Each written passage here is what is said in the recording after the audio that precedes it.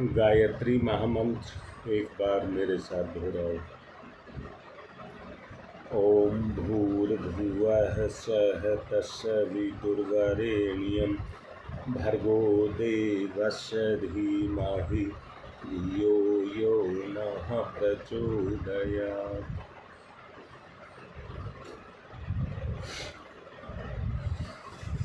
आपको एक बात समझा देना चाहता हूँ।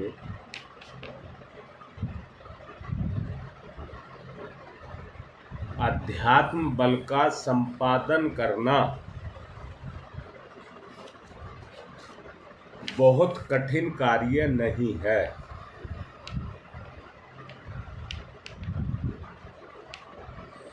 उसका कारण भी बताता हूँ।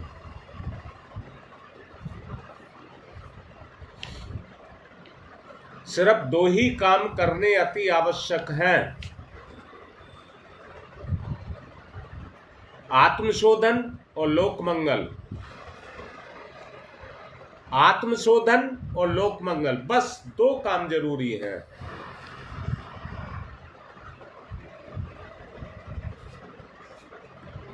अगर इनको जीवनचर्या का अंग बना लें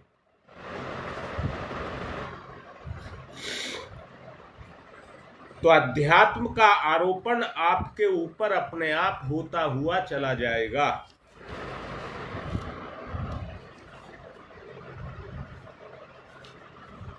बस इनको जीवनचर्या का अंग बनाने की आवश्यकता है।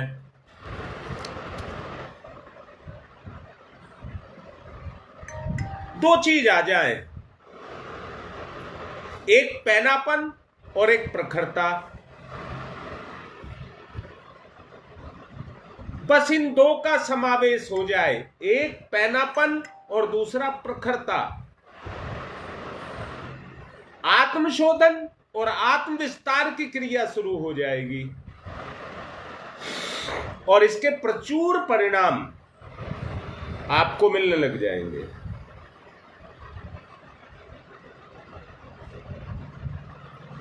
बोलिए, मेरी बात समझ आ रही है? ये बहुत कठिन बात नहीं है, पर पकड़ नहीं आ रही।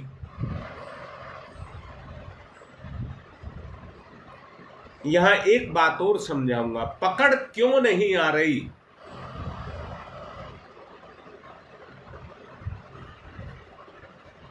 हमारा सबसे पहला कोष अन्नमय कोष है, जो रस पर टिका है। जो रस पर टिका है, और रस पर इसलिए टिका है कि स्थूल शरीर का निर्माण उसी से होता है।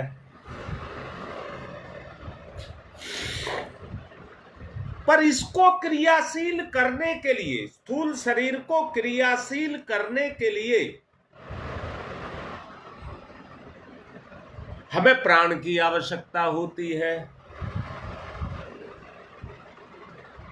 और इन दोनों को जोड़ने के लिए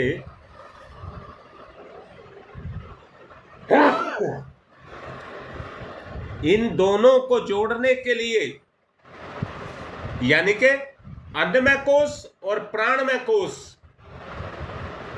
इन दोनों को जोड़ने के लिए इंद्रियों की आवश्यकता होती है।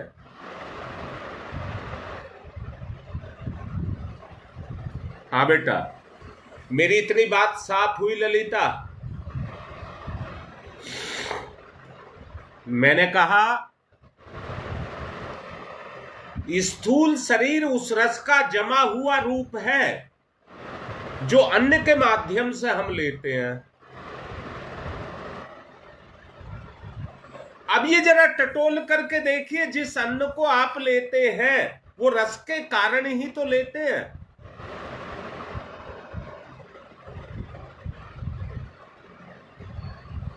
और उसको सक्रिय करने के लिए, उसको चैतन्य करने के लिए उसमें प्राण का संचार करते हैं। मुझे एक बात बताओ बेटा, हृदय से जिस काम को तुम करते हो आपके उस कार्य के अंदर प्राण का संचार होता है या नहीं होता है? बड़ा सोच समझ करके बताओ। और यहां पर मैं एक बात कह रहा हूं, माता पिता ने एक संतान को पैदा करने के लिए अपने प्राण से उसमें प्राण डाला है कि नहीं डाला?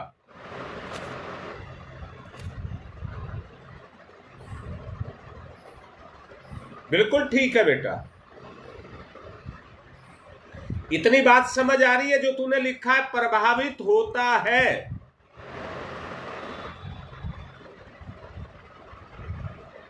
चलिए सुदेश, प्रभावित होता है तो अब मुझे यह समझ करके देखिए कि उसमें कैसा प्रभाव है। इंद्रियां वैसा ही काम करती हैं।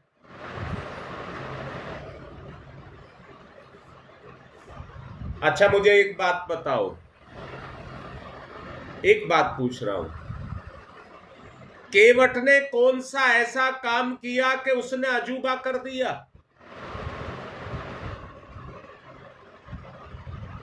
केवट का उदाहरण दे रहा हूं।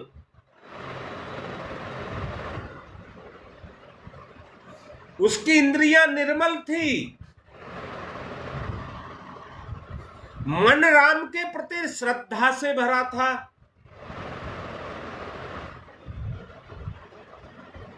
मन राम के प्रति श्रद्धा से भरा था। चलो पहले एक बात बताता हूं। मैंने कहा अन्नमय कोश और प्राणमय कोश के मन में इंद्रियां अपने काम को करती हैं, और मनोमय कोश और विज्ञानमय कोश,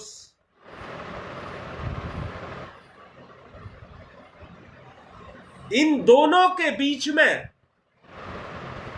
व्यक्ति की प्रज्ञा काम करती है, सद्बुद्धि काम करती है,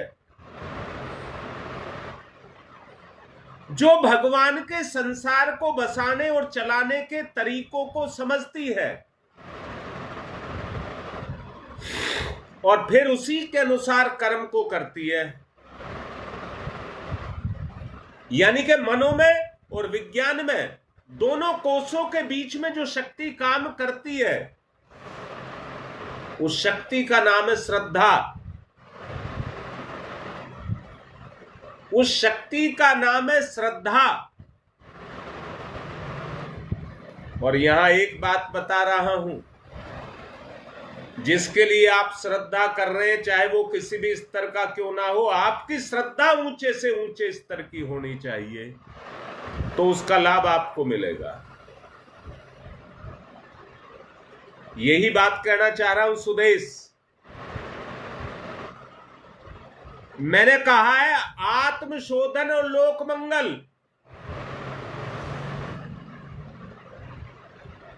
दोनों चीज केवट के अंदर थी।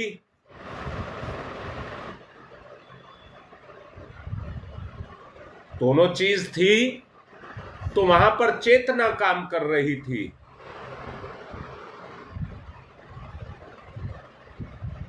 और उदाहरण दूं, सबरी थी, सबरी।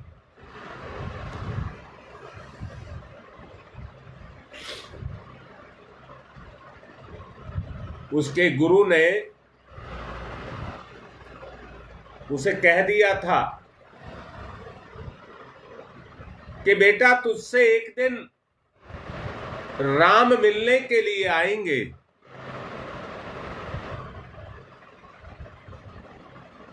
उसने एक बात को मन से लगा लिया, मेरी लगन सच्ची है और मेरे गुरु ने कहा है तो राम जरूर मिल आएंगे। मेरा गुरु झूठा नहीं हो सकता। अगर उसने कहा है तो वो काम होकर रहेगा।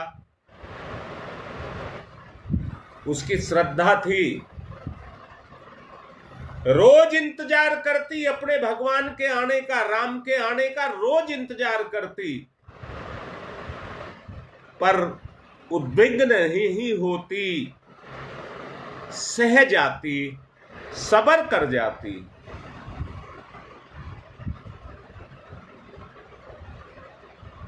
हाँ बेटा, जीवन भर संघर्ष किया, ये तो बात ठीक है, अब तुम्हारा ही जीवन किसके लिए है?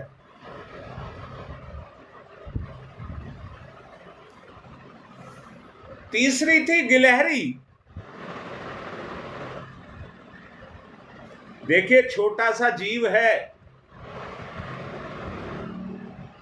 परंतु राम के प्रति उसकी अनन्य भक्ति थी। लोक मंगल को ध्यान में रख करके उसने कार्य को किया। अपनी पूंछ गीली करती और बालू रेत लपेटती और ला करके राम के काम में डाल देती।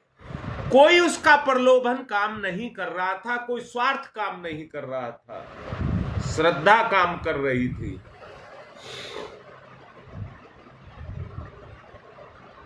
अगला उदाहरण है रीछ और वानर, जिनको वो बात समझ आई थी। युग निर्माण की बात उन्हें समझ आई थी। जोखिम उठा रहे थे, जोखिम उठा रहे थे, पर राम की कृपा से लड़ रहे थे।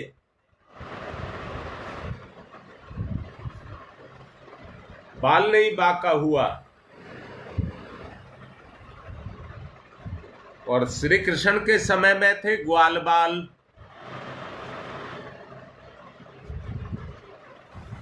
जिन्होंने श्री कृष्ण भगवान से प्रेम किया और उनका काम किया, वो भी अमर हो गए। दो ही बात मैंने कही है, आत्मशोधन और लोक मंगल। इसी को दैवी अनुग्रह कहते हैं। अगर इन चीजों को अपनाता है, मैं कहता हूं कोई पूजा पाठ, कोई भक्ति नहीं करता, भगवान में, अपने गुरु में विश्वास को जगाता है और गुरु के प्रति समर्पण करता है। याद रखना इस बात को। दिक्कत एक आती है, अपना अहंकार जग जाता है, वो मानने नहीं देता। पूछ रहा हूं, पदार्थ की ताकत कितनी है? पदार्थ की ताकत कितनी है, पर आत्मा की ताकत कितनी है?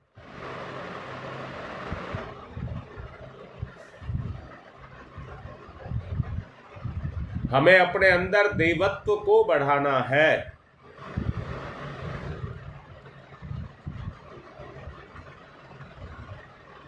हमें अपने देवत्व को बढ़ाना है।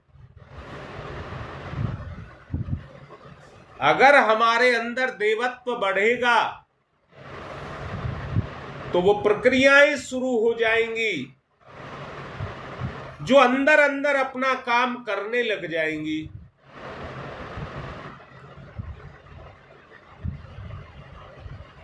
अच्छा, मैं पूछता हूं, चलिए सोचिए जरा एक बात को। आप अपने स्तर से क्या कर सकते हैं?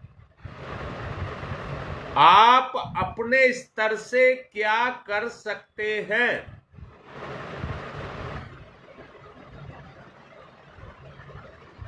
और भगवान का स्तर साथ जोड़ लिया तो आप क्या नहीं कर सकते हैं? वो आपसे करा लेगा। एक बात साफ सुन लीजिए, निज की बलिष्ठता काम नहीं आती है।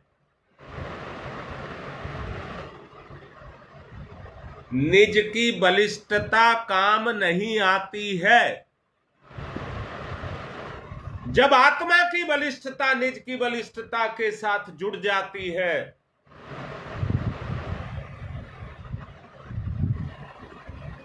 तो आत्म कल्याण का मार्ग खुलने लग जाता है।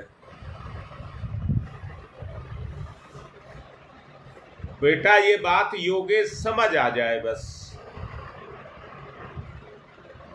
मैं दोबारा बोल रहा हूं, ध्यान दीजिए। अन्नमय कोश और प्राणमय कोश दोनों के बीच में दोनों का संचालन करने के लिए इंद्रियां आ जाती हैं।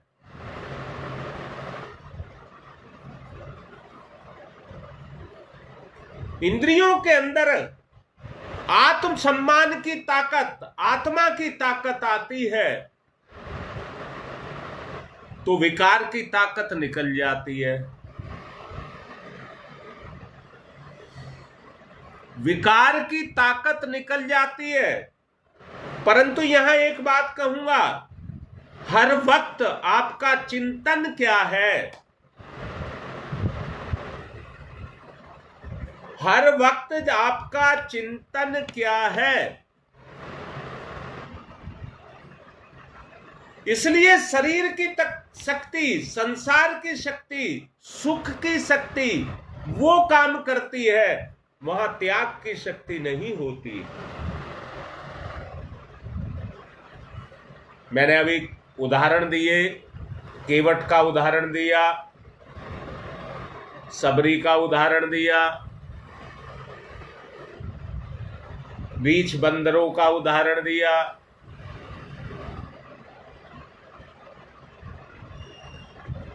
ये उदाहरण जो अभी आपको दिए गए, इनके पीछे होने वाली क्रिया की प्रतिक्रिया काम आती है।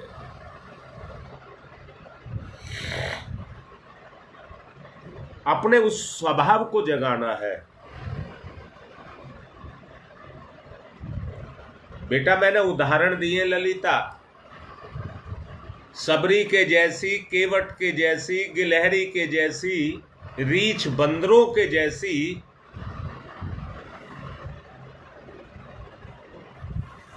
मैंने एक बात सुनी है बेटा, पढ़ा है, हनुमान जी को वीर और पवन पुत्र भी कहते हैं। सुना है एक बार पवन पुत्र पहाड़ों में, बच्चे थे, पहाड़ों में गए। सुना है, मैंने पढ़ा था। वो पहाड़ों में जाकर के फिसल करके गिर गए। जब फिसल करके गिर गए तो उनको चोट नहीं लगी, पहाड़ का चूरा हो गया। मैंने तो ऐसा कभी देखा नहीं है, पढ़ा जरूर है। परंतु एक चीज को जानता हूं, विज्ञान में कोश से एक चीज को जानता हूं, और वो कौन सी चीज जानता हूं? ये तो हार्ड मास का बना है, अगर पत्थर पर गिरेगा तो पत्थर इससे ज्यादा ताकतवर है, वो इस पर नुकसान करेगा।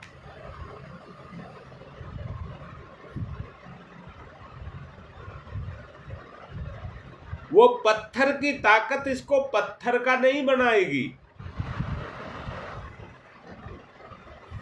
भाव की बात कह रहा हूं। जैसा भाव आपका जगेगा वैसा ही स्वभाव आपका ढलेगा। आत्मशोधन, लोकमंगल,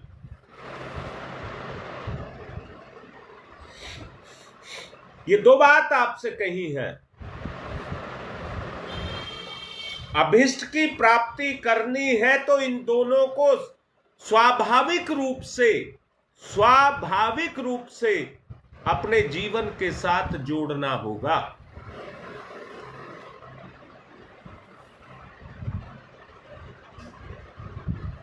शरीर की बलिष्ठता मात्र बाहर उठने के, उतरने के रास्ते नहीं है। अभिष्ट लक्ष्य की प्राप्ति के लिए जैसा लक्ष्य हो वैसा ही प्रयत्न करना पड़ता है।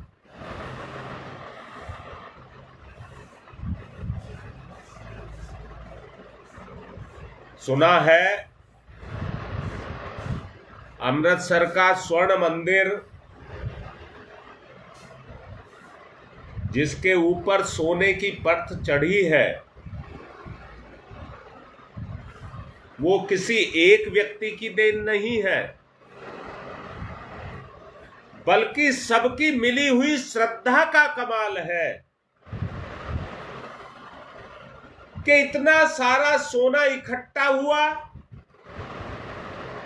उसको परत में ढाल करके दीवारों पर चढ़ाने का काम पूरा हुआ। पूछता हूं, उसकी रक्षा कौन करता है? क्यों पूछ रहा हूं? 1.5 लाख रुपए तोले का 10 ग्राम का भाव सोने का है। प्रलोभी व्यक्ति ये नहीं सोचेगा किसने किस नियत से, कितनी भावना से इसको दान किया है।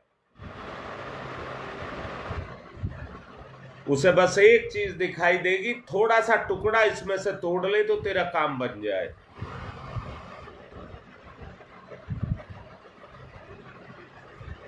ये किस पर निर्भर करता है? आपकी नीयत पर निर्भर करता है।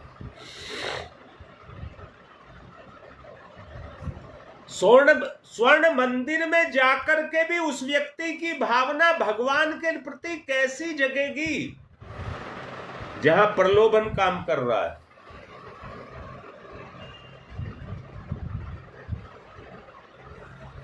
अगर उसकी प्रलोभन नहीं कर रहा है, भगवान का दर्शन कर रहा है,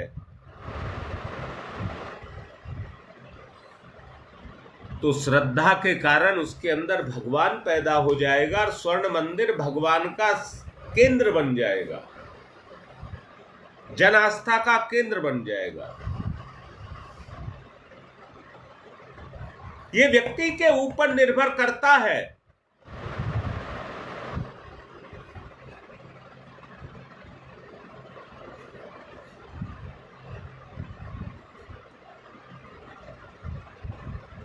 हाँ बेटा, मेरा भी कहने का मतलब ये है, प्रलोभन स्वार्थ के रूप में आपके ऊपर क्रियाशील ना हो।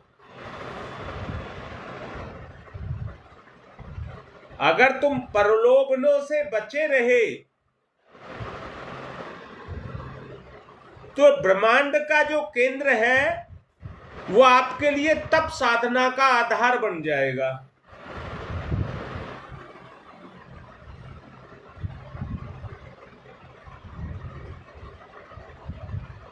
समझ आ गई बात? उसका लाभ लेना है, सोचिए, उसका लाभ लेना है। अगर इन चीजों को आप अपने जीवन में जगा लें तो आपका साक्षात जीवन ही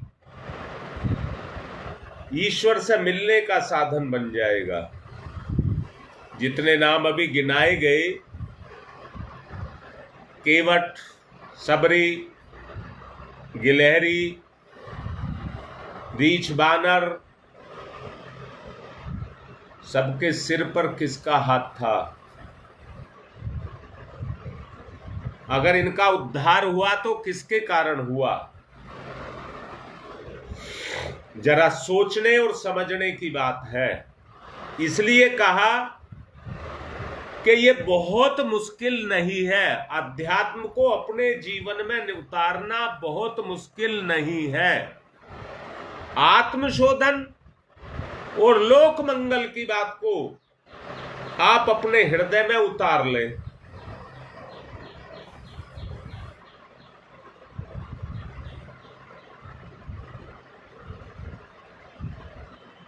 गंगा का अवतरण जब धरती पर हुआ भगीरथ के माध्यम से,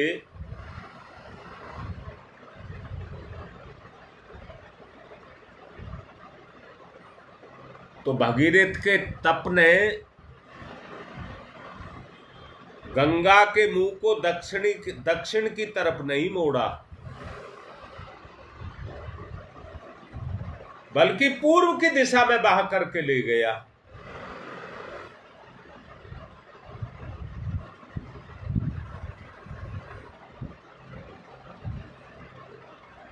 आपके सामने साक्षात उदाहरण है।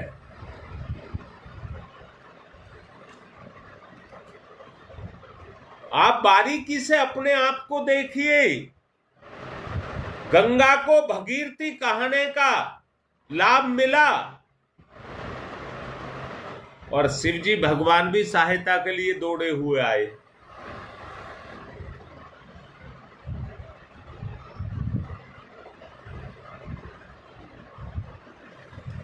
भगवान की देव शक्तियां ब्रह्मा विष्णु महेश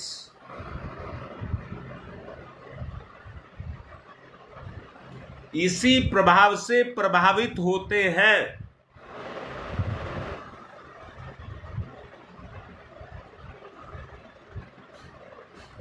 सोच करके देखिए।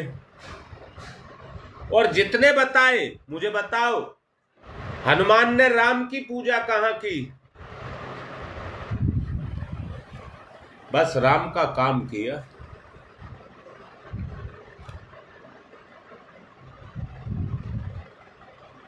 सोचने की जरूरत है।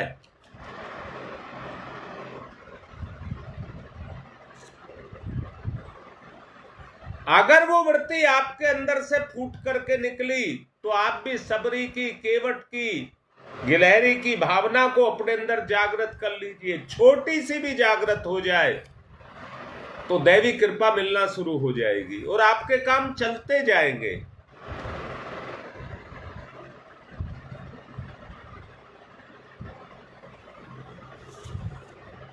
आज का समय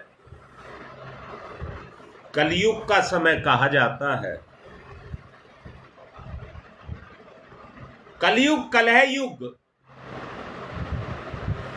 ऐसे दोष दुर्गुण मेरी चेतना पर गुण बन करके आकर के बैठे हुए हैं,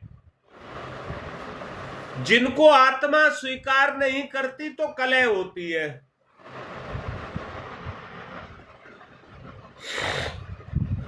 कलह होती है और उस कलह के कारण ही इसको कलयुग कहते हैं, कलह का युग।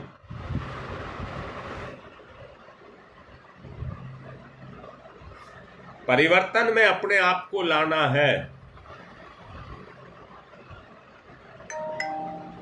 ये बात इसलिए समझा रहा हूं, जिन 5 प्राणियों को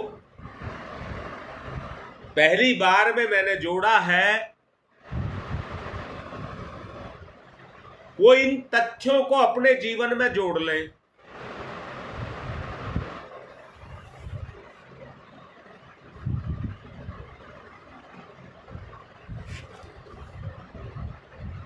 अनुसुईया माता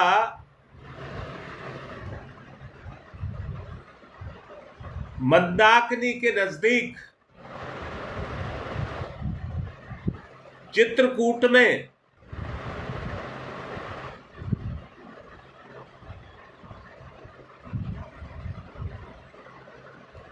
रहती थी।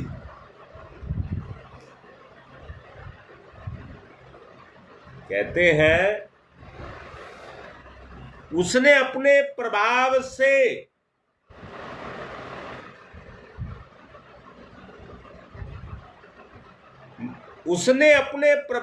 अनुसुईया ने अपने प्रभाव से भगवान को भी बच्चा बना दिया था और ब्रह्मा विष्णु महेश बालक बनकर के उनके आंगन में खेले थे। ये इस प्रभाव की बात कह रहा हूं मैं।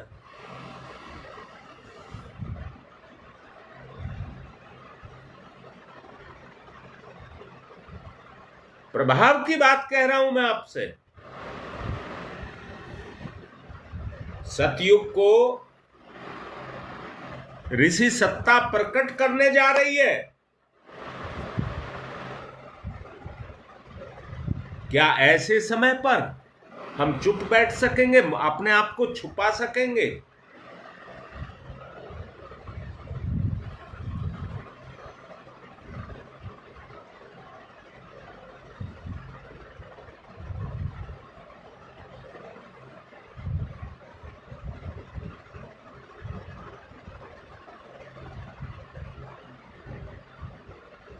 सोचो, बड़े ऊंचे स्तर तक सोचो और उस तथ्य को निकाल करके लाओ जिससे मेरा उद्धार हो जाए। उच्च स्तरीय साधकों का जब कर्म बन करके टूटते हैं,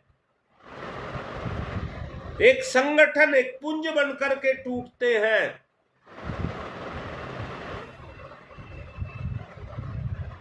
तो उच्च स्तरीय प्रतिभाओं को जन्म देते चले जाते हैं, एक परिवर्तन ला करके संसार में खड़ा कर देते हैं।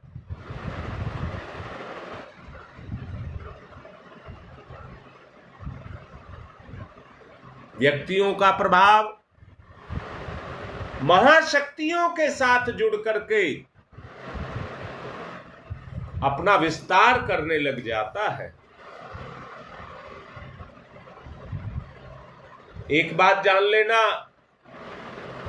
धोबी के आवे में जब कपड़ा आ जाता है, धोबी के आवे में जिस समय कपड़ा आ जाता है, उसी समय निखार आना शुरू हो जाता है।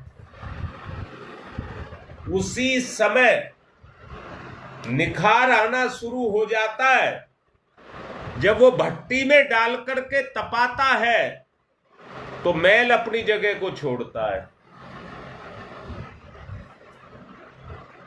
लोहा मिट्टी में मिला रहता है, किसी काम का नहीं होता, पर जैसे ही मिट्टी से शोधन होना शुरू हो जाता है उसमें जान पड़नी शुरू हो जाती है।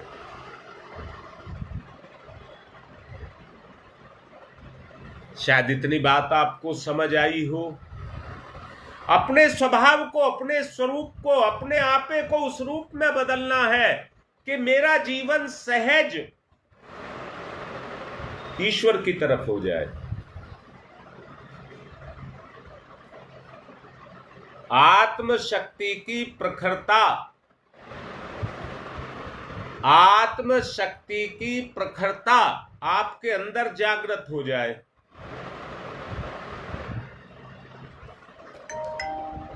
आत्मबल प्राण आज पुरुषार्थों की उपेक्षा की जा रही है। शरीर प्रायण कर्तव्यों में कोई कमी नहीं आ रही।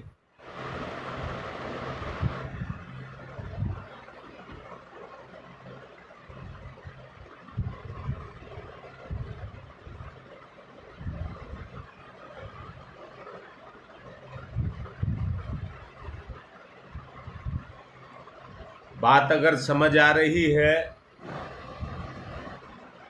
और जीवन में उतर रही है, क्षमता का नियोजन हो रहा है,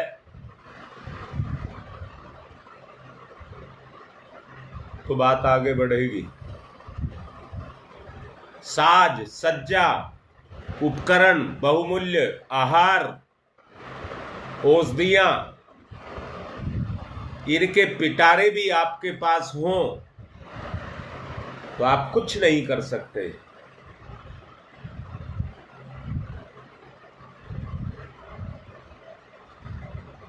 परंतु अगर आपके स्रोत खुल गए तो आप सब कुछ कर सकते हैं।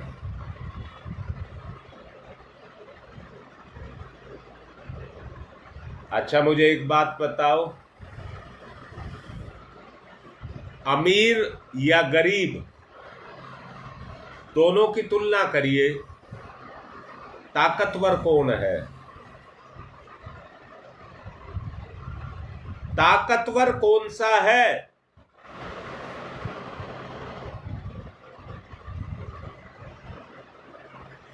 अगर आप तुलना करके देखेंगे,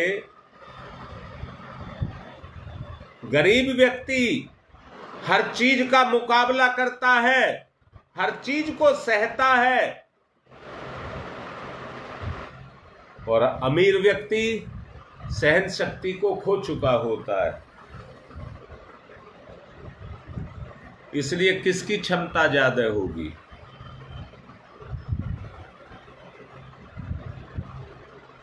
सोचने की आवश्यकता है बस।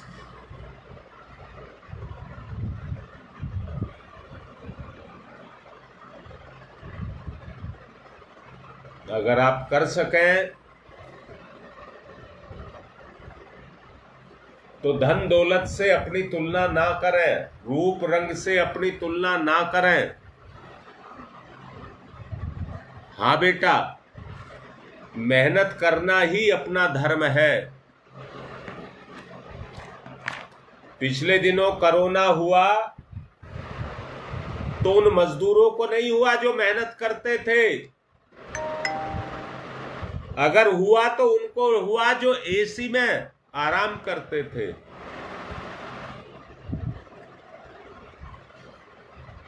उनको हुआ।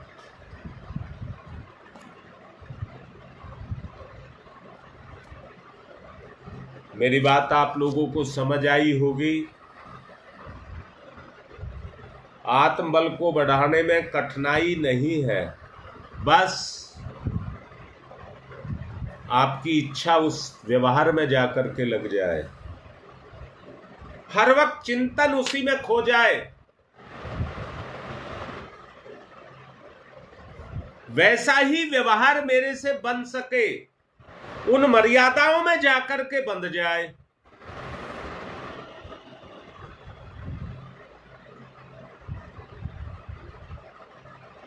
हाँ बेटा रीता, करके देख लो, करके देख लीजिए। जो करेगा वो तुरंत उसको परिणाम मिलेगा। आत्मशोधन की प्रक्रिया निरंतर आपके जीवन में काम करती रहे, लोक कल्याण का भाव आपके अंदर काम करता रहे। भाव से आपने कर्म को किया तो उच्च स्तर का हो जाएगा।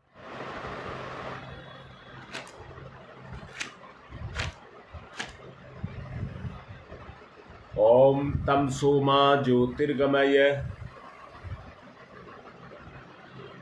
तमसो मा ज्योतिर्गमय।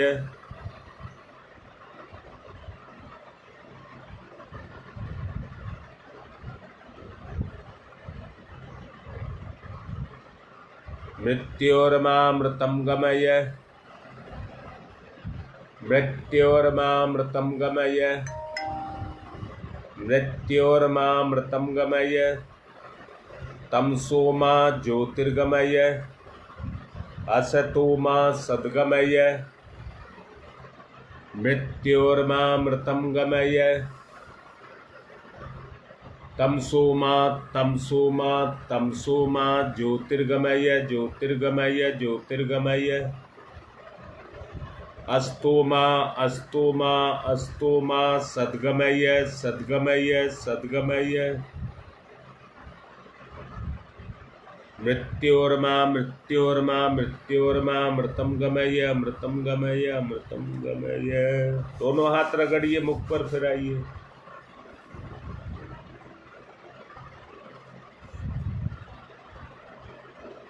मुझे रात योगेश ने फोन करके बताया, दिन में मैं बिजी रहा था,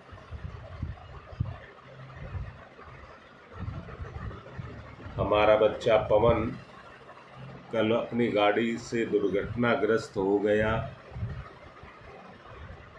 इसकी पत्नी और बिटिया को चोट आ गई। जैसा मुझे बताया गया,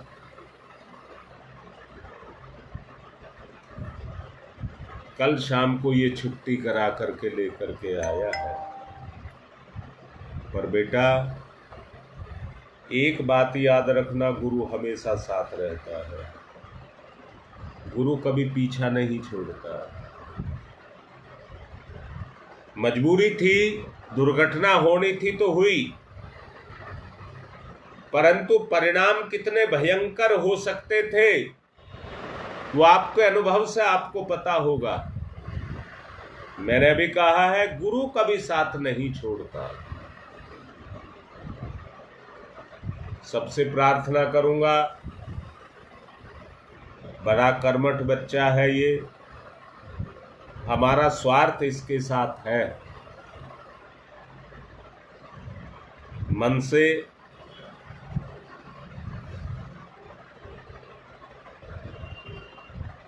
इसके लिए प्रार्थना करना। किसी की भी दुर्गति ना हो। आज की बात को यहीं पर पूर्ण कर रहा हूं।